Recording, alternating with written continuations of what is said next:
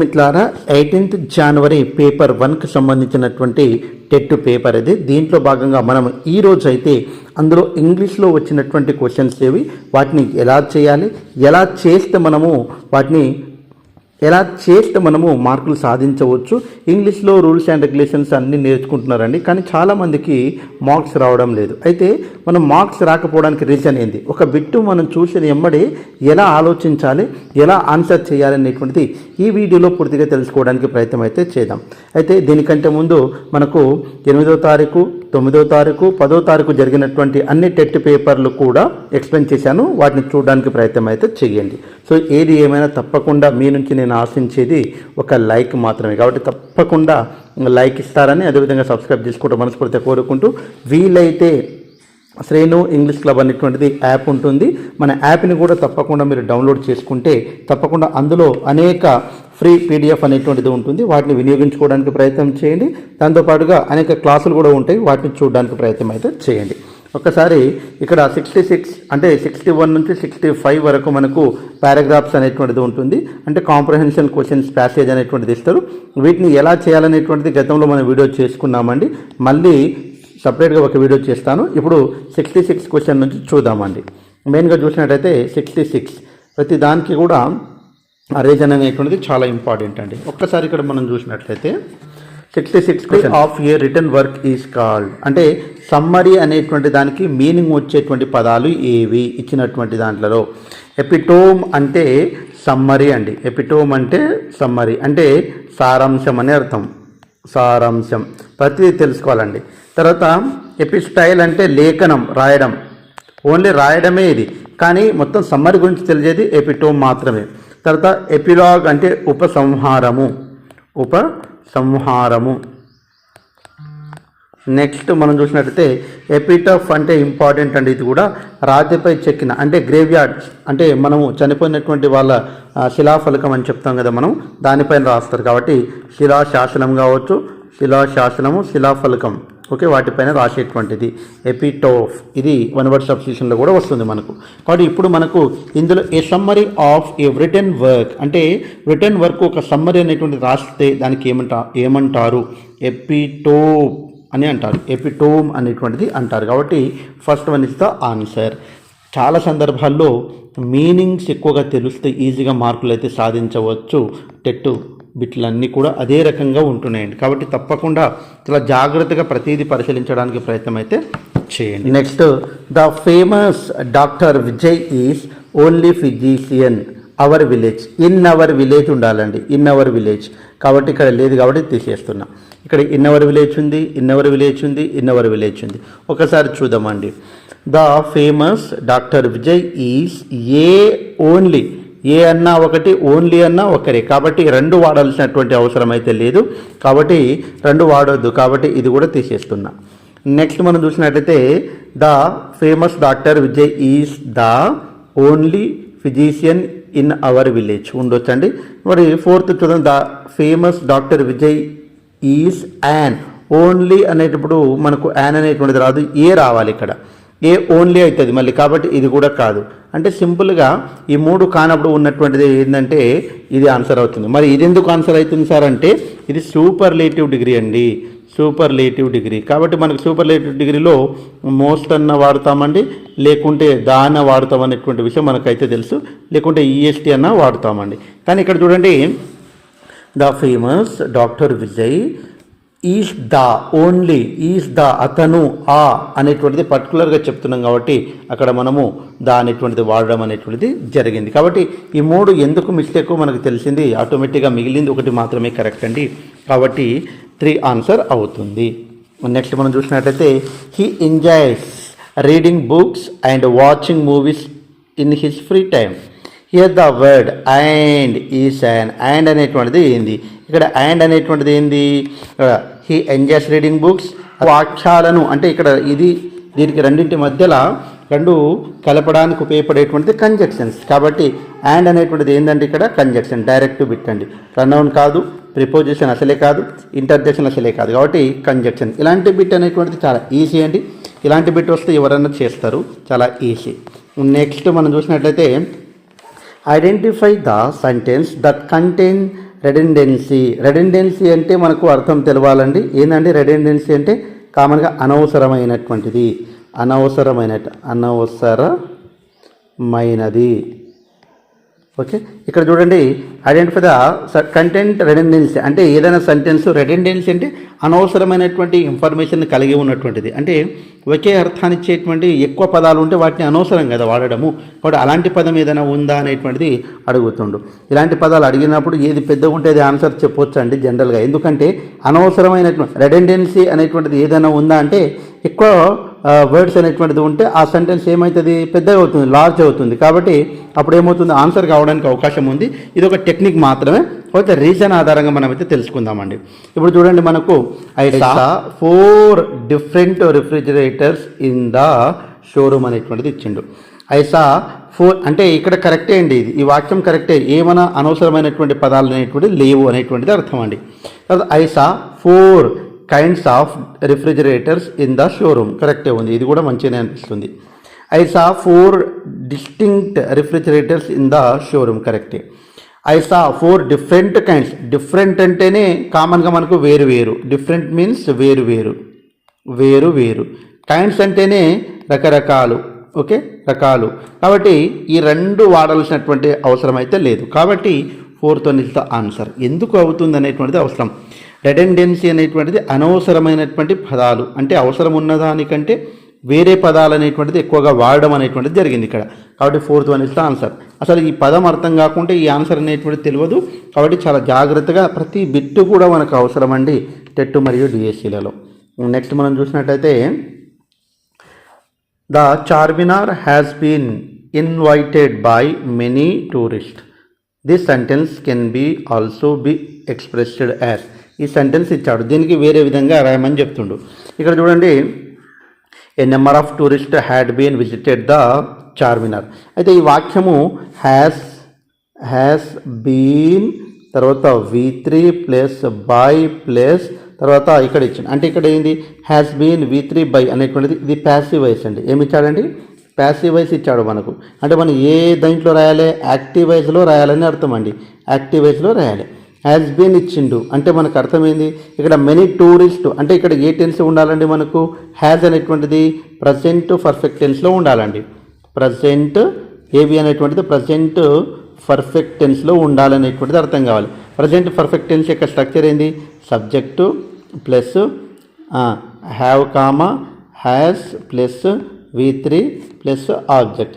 ఇక్కడ మనకు పీవీ ఇచ్చింది కాబట్టి ఇక్కడ మెనీ టూరిస్ట్ అనేటువంటిది ఉంది కదా, ఇది స్టార్టింగ్లో తీసుకుంటామండి. కాబట్టి మెనీ టూరిస్ట్, ఇక్కడ ఏ నెంబర్ ఆఫ్ టూరిస్ట్ అన్నాడు కాబట్టి ఇది తీసేస్తున్నా. Many tourist. Okay, many tourist. తర్వాత ఏం చేయాలి మన యాక్టివేట్స్లో, మెనీ టూరిస్ట్ అనేటువంటి సింగులరా ప్లూరల్. కాబట్టి హ్యావ్ వస్తుందా, హ్యాస్ వస్తుందా, హ్యావ్ వస్తుంది. కాబట్టి హ్యావ్ రాసేట్టు. తర్వాత ఏం రాయాలండి, V3. ఇక్కడ స్ట్రక్చర్ V3. తర్వాత ఏం రాయాలండి, ద చార్మినార్ అనేటువంటిది రాయాలి, ద చార్మినార్. కాబట్టి ఇక్కడ మనకు second one is the correct answer. అంటే వాడు పీవీలో ఇచ్చిండు, మనం ఏవీలో చేంజ్ చేసుకుంటున్నాము. ఇక్కడ హ్యావ్ బీయింగ్ అనేటువంటిది మనకు ఉండదు, హ్యావ్ బీన్ ఉంటుంది. కానీ హ్యాస్ అనేటువంటిది ఇక్కడ ఇచ్చిండు. ఇక్కడ టూరిస్ట్ అనేటువంటిది ప్లూరల్ అండి, కాబట్టి ఇది తీసేయచ్చు. అంటే మనం డైరెక్ట్గా యాక్టివ్ ప్యాసివ్ అని గుర్తుపట్టకుండా హ్యాస్ తర్వాత ఇక్కడ టూరిస్ట్ తర్వాత హ్యావ్ రావాలి, కానీ హ్యాస్ ఇచ్చిండు, అట్లా కూడా తీసేయచ్చు. తర్వాత tourist have visited the Charminar, ఇది కరెక్టే. కాబట్టి దీనికి ఏం మాడిఫై చేయాల్సిన అవసరం లేదు, కాబట్టి డైరెక్ట్ ఆన్సర్ కూడా చేయొచ్చు. అంటే రెండు విధాలుగా చేయొచ్చు. క్వశ్చన్ని మనం అర్థం చేసుకోవాలి, అప్పుడు ఈజీగా ఆన్సర్స్ అయితే చేస్తామండి. Next when Manu Bhaker won the medal she does speak for a moment.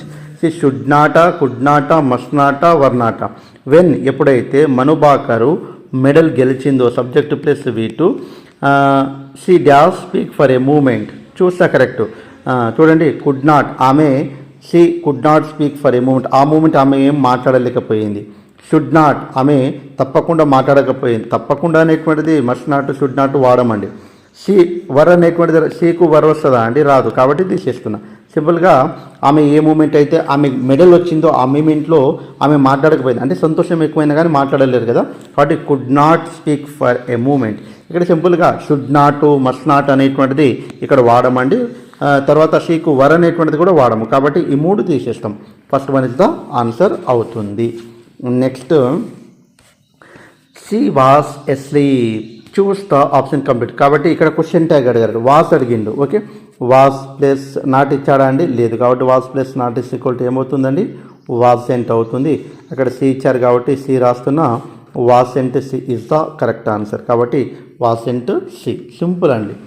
Next మనం చూసినట్టయితే 73. ఇంకా ఇది డిడెంట్ రాదు, వాసి రాదు. ఎందుకంటే ఇక్కడ పాజిటివ్ ఉందంటే నెగిటివ్ సెంటెన్స్ అనేటువంటిది రావాలి మనకు. ఈ రెండు నెగిటివ్ ఇవ్వలేదు కాబట్టి సింపుల్గా తీసేయచ్చు ఎలిమినేషన్ ద్వారా. ఈ రెండింటిలోనే ఆన్సర్ కాబట్టి ఈజీగా ఆన్సర్ అయితే చేయొచ్చు మనం. నెక్స్ట్ 73 ఒకసారి మనం చూసినట్లయితే ఒకసారి చూసినట్లయితే identify the error part of the sentence that has an error. The students of the school would be send to the museum on a study tour.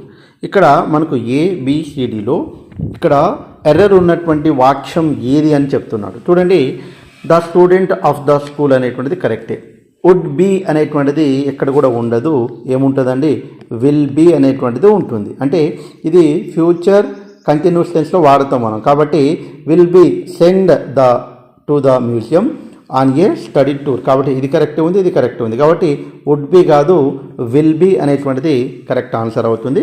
కాబట్టి ఇక్కడ ఎర్రర్ ఉన్నటువంటి సెంటెన్స్ ఏదని అడిగారు కాబట్టి సెకండ్ వన్ ఇస్తా సెంటెన్స్ ఇస్తా wrong. అంటే error ఉన్నటువంటి వాక్యం. మన ఆన్సర్ బి అవుతుంది. నెక్స్ట్ మనం చూసినట్టయితే your diet has an on your wait. Okay, కాబట్టి యువర్ డైట్ హ్యాస్, నీ డైట్ అంటే నువ్వేం తింటున్నావు, డైట్ ఎట్లా చేస్తున్నావు దాన్ని బట్టే నీ యొక్క వెయిట్ అనేటువంటిది ఉంటుంది అనేటువంటిది ఇక్కడ మీనింగ్ అండి. కాబట్టి ఇక్కడ మనం చూద్దామండి. ఎఫెక్ట్ అనేటువంటిది కామన్గా మనందరికీ తెలుసండి. ఎఫెక్ట్ అనేటువంటిది ఉండదు. తర్వాత ఎఫర్ట్ అంటే ఏంది? కృషి. ఎఫర్ట్ అంటే ఏంది? కృషి. నీ కృషి వల్లనే వెయిట్ అనేటువంటిది కాదు. ఎఫెక్ట్ అనేటువంటిది మీనింగ్ అనేటువంటిది ఎఫెక్ట్ మీనింగ్ కరెక్ట్ ఏదండి? ఎఫెక్ట్ అంటే ప్రభావం. కాబట్టి అంటే నీ యొక్క డైట్ ప్రభావమే నీ వెయిట్కు కారణం అవుతుంది. కాబట్టి ఇక్కడ fourth one is the correct answer అవుతుంది. Your diet has an effect on your weight అంటే fourth one is the correct answer అవుతుంది. నెక్స్ట్ మనం చూసినట్లయితే identify the word in plural ఉన్నటువంటి ఇది వయాసిస్ అనేటువంటిది ఇది ప్లూరల్ అండి. ప్లూరల్. మిగతావన్నీ కూడా ఇవన్నీ ఏందండి? సింగులర్. ఇది కూడా సింగులర్. ఇది కూడా సింగులర్. వీటికి ప్లూరల్ ఏదనేటువంటిది చూద్దాం. ఇప్పుడు ఆన్సర్ వయాసిస్ అనేటువంటిది ప్లూరల్ అండి, ఐడెంటిఫై చేసినాము. వయాసిస్కి సింగులర్ ఏంది? వయాసిస్ అనే దానికి సింగులర్ ఏంటంటే వయాసిస్. ఈ అనేటువంటిది ఎప్పుడు కూడా సింగులర్ ప్లూరల్లో ఐగా మారుతుంది. చాలా జాగ్రత్తగా గుర్తుపెట్టుకోవాలి. మీడియం అనేటువంటి దానికి ఏమవుతుందండి? మీడియా అనేటువంటిది అవుతుంది. తర్వాత సిలబస్ అనేటువంటిదిగా మారుతుంది. తర్వాత మౌస్ అనేటువంటిది మీస్గా మారుతుంది. ఇక్కడ మనం ఇవన్నీ ప్లూరల్ అండి, ఇవన్నీ ప్లూరల్. కానీ ఇక్కడ మనకు ప్లూరల్ని ఐడెంటిఫై చేయమంటే ఇక్కడ వయాసిస్ అనేటువంటిది ప్లూరల్, దాని సింగులర్ ఏంది? ఇది వయాసిస్ అనేటువంటిది ఇది సింగులర్ అండి. కాబట్టి ఇట్లాంటి బిట్స్ అనేటువంటిది సింగులర్ ప్లూరల్లో చాలా అద్భుతంగా చెప్పాను. అవి చూడడానికి ప్రయత్నం చేయండి. మన వీడియోస్ మీరు చూడడం లేదు, తప్పకుండా మీరు చూడండి. వీటన్నిటికీ ఆన్సర్ చేయడానికి అవకాశం అయితే ఉంటుంది. నెక్స్ట్ మనం చూసినట్లయితే identify the correct sentence. You must study. చూడండి, కరెక్ట్ సెంటెన్స్ ఇక్కడ ఐడెంటిఫై చేయమండి. You must study the two first అనేటువంటిది ఫస్ట్ టూ అనేటువంటిది ఉంటుంది. కాబట్టి ఫస్ట్ 2 చాప్టర్స్ అంటాం మనం కామన్గా. కాబట్టి ద 2 ఫస్ట్ అనేటువంటిది ఉండదు. ఫస్ట్ తర్వాతనే ఫస్ట్ 2 చాప్టర్స్ అంటాం. ఫస్ట్ 2 చాప్టర్స్ అంటాం. కాబట్టి ఇది కరెక్ట్ కాదు. నెక్స్ట్ హీ సీనియర్ తర్వాత తప్పకుండా సీనియర్ 2 అనేటువంటిది వాడాలి. కాబట్టి ఇక్కడ 2 వాడాలి దేని బదులు. కాబట్టి ఇది కూడా తప్పే. తర్వాత హీ సెట్ ఈజ్ చీపర్ దాన్ అనేటువంటిది కాదు. చీపర్ దాన్ యూ కాదు, చీపర్ దాన్ యువర్ లేదా యువర్స్. ఓకే. తర్వాత I found this book most interesting. కాబట్టి ఇది కరెక్ట్ అండి. కరెక్ట్గా ఉన్నటువంటిది ఏంది? I found this book. నేను ఈ బుక్ను ఐడెంటిఫై చేశాను. మోస్ట్ ఇంట్రెస్టింగ్ ఏముంది దీంట్లో? చాలా ఇంట్రెస్ట్గా ఉంది. అంటే ఈ 3 వాక్యాలు కరెక్ట్ కావు అనేటువంటిది మనకు ఏ రకంగా అనేటువంటిది అర్థమైంది. కరెక్ట్ ఉన్నటువంటి సెంటెన్స్ ఏదో అనేటువంటిది ఆటోమేటిక్గా మనకు ఈజీగా ఐడెంటిఫై చేయవచ్చు. నెక్స్ట్ మనం చూసినట్లయితే they were the ancient people who does hunting and gathering. They were the ancient people. వాళ్ళు ప్రాచీన కాలంలో ఉన్నటువంటి ప్రజలు. మరి వాళ్ళు ఏం చేస్తూ ఉంటారు? Lived by hunting and gathering. కాబట్టి హంటింగ్ అంటే ఏంది? వేట.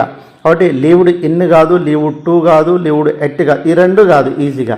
లివ్డ్ టు, లివ్డ్ ఫర్ అనేటువంటిది ఉన్న ఒక రకంగా ఆలోచన వస్తుంటే, కానీ లివ్డ్ బై వాళ్ళు నివసించే వాళ్ళు. కాబట్టి ఇక్కడ హంటింగ్ అండ్ గ్యాదరింగ్ అనేటువంటిది మనకు లివ్డ్ బై అనేటువంటిది సూటబుల్ అవుతుంది. నెక్స్ట్ మనం చూసినట్టయితే the old man said to her may you live long అనేటువంటిది ఇచ్చిండు. Choose the option that expresses the reported form. అంటే రిపోర్టెడ్ ఫామ్ అంటే ఏంది? కామన్గా డైరెక్ట్ స్పీచ్, ఇండైరెక్ట్ స్పీచ్ అనేటువంటిది అడిగిండు మనకు. ఇక్కడ చూద్దాము, మే అనేటువంటిది ఇచ్చారు, మే యూ లివ్ లాంగ్ అనేటువంటిది ఇచ్చిండు. కాబట్టి మే అనేటువంటిది డైరెక్ట్ నుంచి ఇండైరెక్ట్ మారేటప్పుడు ఏమవుతుంది? మైట్గా మారుతుంది అనేటువంటి విషయం మనకు తెలిస్తే సరుతుంది. మే అనేటువంటిది మైట్గా మారుతుంది అనే విషయము మనకు తెలిస్తే సరిపోతుంది. అయితే ఇక్కడ చూడండి, కామన్గా సి మైట్ బి అనేటువంటిది అవసరం లేదు. ఓకే, కాబట్టి ఇక్కడ మేనే ఉంది, కాబట్టి ఇది కాదు. ఇక్కడ మైట్ ఉంది, ఇక్కడ మైట్ ఉంది. ఓకే, ఇక్కడ విష్డ్ అంటే కామన్గా మనం చూడండి, ఇండైరెక్ట్ స్పీచ్లో ఎప్పుడైనా సరే ఇక్కడ మనం కామన్గా ఇక్కడ షెడ్ అనేటువంటిది, షెడ్ టు అనేటువంటిది ఉంది. ఇక్కడ మే యూ లివ్ లాంగ్ అనేటువంటిది ఉంది. కాబట్టి అప్పుడు ఏమవుతుంది? విష్డ్ అనేటువంటిది అంటే మే అనేటువంటిది వచ్చింది కాబట్టి విష్ చేయడం అన్నట్టు. కాబట్టి ఇక్కడ విష్డ్ అనేటువంటిది రావాలి, ఇక్కడ విశేష అనేటువంటిది వచ్చింది కాబట్టి ఇది కూడా తీసేస్తున్నా. కాబట్టి థర్డ్ వన్ అనేటువంటిది ఆన్సర్ అవుతుంది. డైరెక్ట్ నుంచి ఇండైరెక్ట్ స్పీచ్ చాలా ప్రాక్టీస్ బిట్స్ అనేటువంటిది మనం గతంలో చేశాము. ఇదే బిట్టు యాజ్ ఇట్ ఈస్గా దాదాపుగా మే తోటి చేసినటువంటి బిట్టు ఇక్కడ రావడం అనేటువంటి జరిగింది. అవన్నీ వీడియోస్ మన ఛానల్లో ఉన్నవి, చూడడానికి ప్రయత్నం అయితే చేయండి, బాగుంటుంది. తర్వాత ఐడెంటిఫై ద మీనింగ్ఫుల్ సెంటెన్స్. ఇక్కడ మీనింగ్ఫుల్ సెంటెన్స్ ఏందనేటువంటిది ఐడెంటిఫై చేయమంటారు. ఒకసారి ఇలాంటి వాక్యాలు అనేటువంటిది టెన్స్ ఆధారంగా ఉందా లేకుంటే మీనింగ్ఫుల్గా అంటుంది కాబట్టి వాటిని ఒకసారి చదివితే అయిపోతుంది. Education is the future to the passport. Future to the passport కాదు. Okay, education is the passport to the future ఉండాలి. పాస్పోర్ట్ టు ద ఫ్యూచర్ ఇది ఇక్కడ ఉండాలి, ఇది ఇక్కడ ఉండాలి. కాబట్టి ఇది తప్పండి. Education is the passport to the future. Okay, correct అండి. For tomorrow belong to those who prepare for it today. కరెక్టే అండి. Education is the passport to the future. For tomorrow belongs to those who prepare for it's tomorrow. For it tomorrow కాదు, for it today అనేటువంటిది ఉండాలి.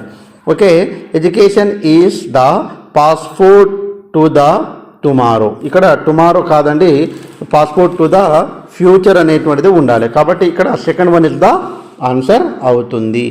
Next 84 చూసినట్లయితే arrange the following in the correct order to make it meaningful sentence. To make it meaningful sentence. ఇక్కడ first మనం చూడండి, first వాక్యము subject తోటి ప్రారంభమైంది ఉండాలి. ప్రిపోజిషన్స్ తోటి వాక్య ప్రారంభం కాదు. ఇది ప్రారంభం కాదు, ఇంతోటి ఉంది కాబట్టి ప్రారంభం కాదు, టూ తోటి ఉంది కాబట్టి ప్రారంభం కాదు. ఇలాంటి వాక్యం థింగ్స్ టు అనేటువంటిది ఇది కూడా ప్రారంభం కాదు. కాబట్టి ప్రారంభం అయ్యేటువంటి వాక్యాలు ఏంది? పి అన్న ఉండాలి, లేకుంటే ఆర్ అన్న ఉండాలి. ఈ రెండు పి అన్న ఉండాలి, ఆర్ అన్న ఉండాలి. కాబట్టి పి ఉంది. ఓకే, తర్వాత మిగిలినటువంటి ఏముంటుంది? కామన్గా మనకు ఇక్కడ పి వచ్చేసింది కాబట్టి ఇది పి ఉంది, ఇది పి ఉంది. ఇక్కడ నాలుగిట్లో పి ఉంది కాబట్టి నెక్స్ట్ చూద్దామండి. తర్వాత one of the most important in which కాదు, ద పవర్ ఆఫ్ కాదు, టు ఎక్సర్ట్ కాదు, థింగ్స్ టు నోటీస్ దట్. కాబట్టి టీ ఇక్కడ థింగ్స్ టు నోటీస్ దట్ కాబట్టి టీ రావాలి. కాబట్టి ఆర్ క్యూ ఆర్ ఇక్కడ టీ కాబట్టి టీ ఉన్నట్టు ఒకటి కాబట్టి fourth one is the answer. ఈ ఫోర్త్లో దాదాపు ఒక 20 క్వశ్చన్స్ అడిగారు. అద్భుతమైనటువంటి అంటే రీఅరేంజ్ ద సెంటెన్సెస్ పైన మనకు అద్భుతమైనటువంటిది క్లాస్ అనేటువంటి తీసాము. ఆ క్లాస్ వినడానికి ప్రయత్నం చేస్తే ఇవన్నీ ఈజీగా చేయవచ్చండి. నెక్స్ట్ మనం చూసినట్టయితే 85 చాలా ఈజీ అండి, ఒకసారి చేయడానికి ప్రయత్నం అయితే చేయండి మీరు. The following should be avoided when preparing teaching and learning. Material for primary and level English learners.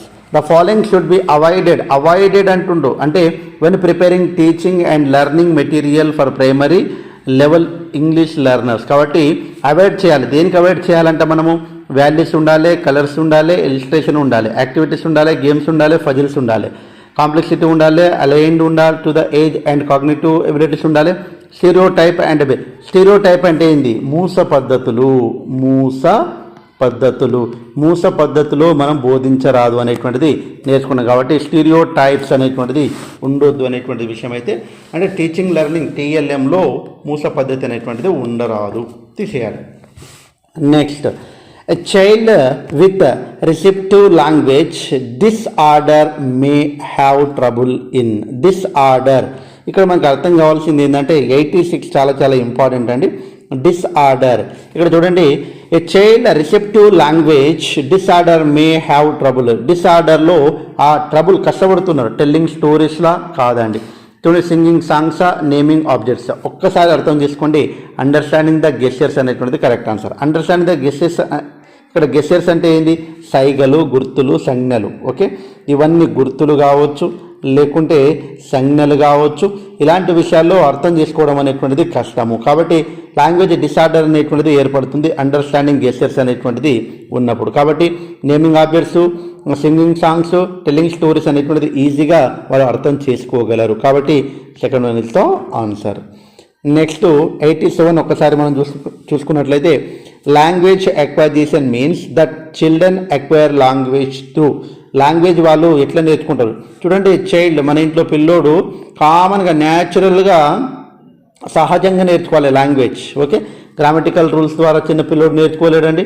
Conscious process కూడా కాదు, న్యాచురల్ సబ్ కాన్షియస్ ప్రాసెస్. అంటే ఇంట్రెస్ట్ అంటే కామన్గా వింటూ సబ్ కాన్షియస్ మైండ్లో పడి న్యాచురల్గా నేర్చుకుంటాడు. కాబట్టి third one is the answer. ఇది చాలా ఈజీ బిట్, ఫార్మల్ ఇన్స్ట్రక్షన్ అనేటువంటిది కూడా కాదు. నెక్స్ట్ మనం చూసినట్టయితే, the objective of teaching English for class first and second the learners will be able to. అంటే the object of teaching English for first క్లాస్కు second క్లాస్కు టీచింగ్ అనేటువంటి చేస్తున్నాం మనము. అలాంటప్పుడు వాళ్ళ యొక్క టార్గెట్ ఏంది చూడండి. టాక్ అబౌట్ దెమ్సెల్స్, వాళ్ళంతటా వాళ్ళు మాట్లాడుకోవడానికి. Member of the family and the people in their understanding. కాబట్టి అంటే దెమ్సెల్స్, వాళ్ళంతటా మాట్లాడుకోవడానికి, అంటే టాకింగ్ మాట్లాడుకోవడానికి, వాళ్ళ ఫ్యామిలీ మెంబర్స్ గురించి, అక్కడ ఉన్నటువంటి సరౌండింగ్స్ గురించి మాట్లాడడానికి ఉపయోగపడుతుంది. కానీ read, understand different type of text అవసరం. చిన్న పిల్లోడికి ఆ టెక్స్ట్ బుక్ చదవాల్సినటువంటి, అర్థం చేసుకోవాల్సినటువంటి కాన్సెప్ట్ అనేటువంటిది ఫస్ట్ సెకండ్ వాళ్ళకు అవసరం లేదు. మనకు ఫస్ట్ సెకండ్ వాళ్ళకి ఇది సంబంధించింది. Develop structure conscious both. Structure conscious అంటే స్ట్రక్చర్ అనేటువంటిది డెవలప్ చేసుకోవడం అనేటువంటిది, లిటరరీ లెవెల్స్ అనేటువంటిది అవసరం, సాహిత్యం అనేటువంటిది అవసరం లేదు ఫస్ట్ సెకండ్ క్లాస్ వాళ్ళకు. తర్వాత ఇక్కడ చూడండి, కామన్గా analyze the reading material from various aspects personalized the text. కాబట్టి అనలైజ్ చేయడం అంటే విశ్లేషించడం అనేటువంటిది అవసరం లేదు. కాబట్టి first one is the answer. చాలా ఈజీ అండి. మనము ఈ మెథడాలజీకి సంబంధించినటువంటి గతంలో అడిగినటువంటి అనేక బిట్స్ అనేటువంటిది దాదాపు ఒక 300 బిట్స్ చేసాం, మన ఛానల్లో ఉన్నాయి. వాటిని చూడడానికి ప్రయత్నం అయితే చేయండి, మీరు ఈజీగా ఆన్సర్స్ అయితే చేయవచ్చండి. నెక్స్ట్ చూసినట్టయితే, in language graphic reading means. Graphic reading అంటే ఏమిటి అంటే, గ్రాఫిక్ రీడింగ్ అంటే ఆల్ఫాబెట్ లేకుండా ఎలా నేర్చుకోవచ్చు మనము? గ్రాఫ్ ద్వారా కావచ్చు, లేకుంటే చార్ట్స్ ద్వారా కావచ్చు, లేకుంటే మ్యాప్స్ ద్వారా కావచ్చు నేర్చుకోవడం అన్నట్టు. ఒకసారి చూద్దామండి. ఇక్కడ ఆల్ఫాబెట్ లేకుండా నేర్చుకోవడం అంటే పిక్చర్స్ ద్వారా. Reading a word sensing it is meaning with knowledge of the alphabet ఉండాలంటుంది, కానీ ఆల్ఫాబెట్ అనేటువంటిది అవసరం లేదు, కాబట్టి ఇది కాదు. Reading word sensing it meaning without even knowledge of the alphabet లేకుండా నేర్చుకోవడం కరెక్టే అండి. Reading text and sensing their meaning with teachers help. అసలు teachers help, reading textbook అనేటువంటిది ఉంటే కామన్గా ఆల్ఫాబెట్ ఉన్నట్టే కదా, కాబట్టి ఇది కూడా కాదు. Reading A word and by hearting it is spelling అంటే మళ్ళీ వర్డ్ ఉన్నట్టే, ఆల్ఫాబెట్ ఉన్నట్టే, కాబట్టి ఇది కూడా కాదు. అంటే గ్రాఫిక్ రీడింగ్ మీన్స్ గ్రాఫ్ ద్వారా, ఇట్లా గ్రాఫ్ ఉంటుంది కదా కామన్గా, ఇట్లా గ్రాఫ్ ద్వారా వాడు నేర్చుకోవడం అనేటువంటిది జరగాలి. దీనికి ఏమంటామండి మనం అంటే, దీనికి గ్రాఫిక్ రీడింగ్ అనేటువంటిది చెప్పడం అనేటువంటిది జరుగుతుంది. నెక్స్ట్ చూసినట్లయితే, intensive reading is a reading strategy that involves the reading a text for. Reading దేనికోసము? Intensive reading, extensive reading. Intensive అంటే డీటెయిల్గా, ఎక్స్టెన్సివ్ అంటే పైన చదివేటువంటిది. ఫ్లూయెన్సీ కోసమా? కాదండి. సమ్వన్ ఎల్సా? ఒకరి కోసమా? కాదు. ప్లెజర్, సంతోషం కోసం డీటెయిల్గా చదువుతామా? కాదండి. డీటెయిల్ ఇన్ఫర్మేషన్ కోసము మనం ఇంటెన్సివ్ రీడింగ్ అనేటువంటిది చదువుతాము. డిఎస్సి కోసము, టెట్ కోసము ఇంటెన్సివ్ రీడింగ్ అనేటువంటిది అవసరము, కాబట్టి డీటెయిల్ స్టడీ అనేటువంటిది అవసరం అండి. ఈ రకంగా మనమైతే ఇప్పటి వరకు టెట్కి సంబంధించినటువంటి అనేక పేపర్లు చేశాము. వీలైతే మన ఛానల్ని మీరు లైక్ చేయండి. అదే రకంగా మన యాప్ని మీరు డౌన్లోడ్ చేసుకోండి. తప్పకుండా ఇంతకుముందు చూడనటువంటి వీడియోస్ ఉండే టెట్ పేపర్లను చూడడానికి ప్రయత్నం చేయండి. డిఎస్సి పేపర్ కూడా ఎక్స్ప్లెయిన్ చేయమంటారు, తప్పకుండా కామెంట్ చేయండి. మీ కామెంట్ను బట్టే మరో వీడియో అనేటువంటిది ఉంటుంది. ఎనీహౌ తప్పకుండా కామెంట్ చేస్తారని మనస్ఫూర్తిగా కోరుకుంటూ ముగిస్తున్నాను. జై హింద్. Thanks for watching. All the best. Bye. See you.